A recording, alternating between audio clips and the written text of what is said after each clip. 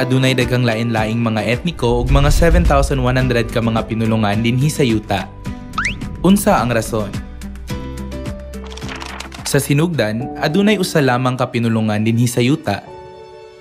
Sa sinugdan, may usa lamang ka pinulungan sa tibuok kalibutan.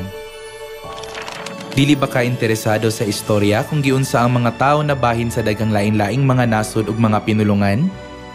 Ang makapakurat nga sikreto sa gingharian sa langit nga natago niini hapit na mapadayag. Aron makita ng sikreto, adtuon na kita sa talan-awon sa Tore sa Babel.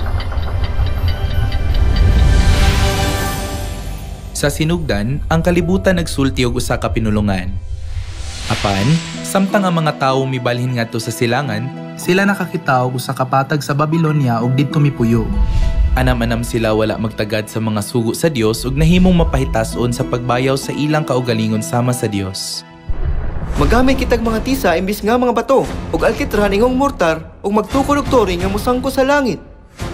Maayo, magtukod kitag syudad nga may tore nga musangko hantud sa langit aron makahimo kitag ngalan alang sa atong kaugalingon.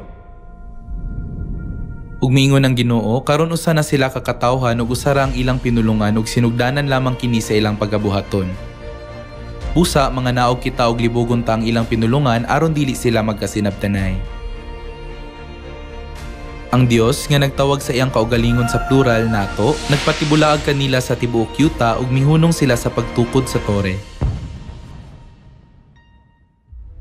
Pinaagi niini, gipugan sa Dios ang mga tawo sa paghimo og daotan nga mga plano nga adunay mapahitason nga hunahuna ug daghang mga pinulungan ang mitungha dinhi sa yuta. Mao kini ang hinungdan nga ang siyudad nga ilang gitukod gitawag og Babel, nga sa ato pa naglibog. Mao kini ang tibuok nga istorya sa Tore sa Babel. Dili padugay, usa ka importante kaayong sikreto ang milabay. Nakaplagan ba ninyo kini? Busa, balikan nato.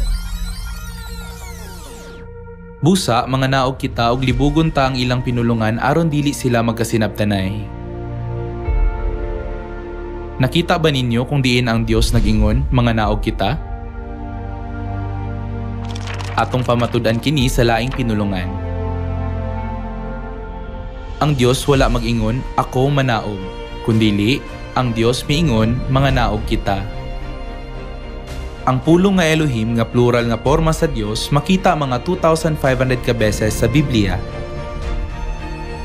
Kini ang misteryo sa Biblia nga makapakurat sa tibuok kalibutan. Kini ang pagpamatuod sa Dios mahitungod sa Dios Inahan. Kahibulungan nga dili lang ang Dios Amahan kundili ang Dios Inahan usab.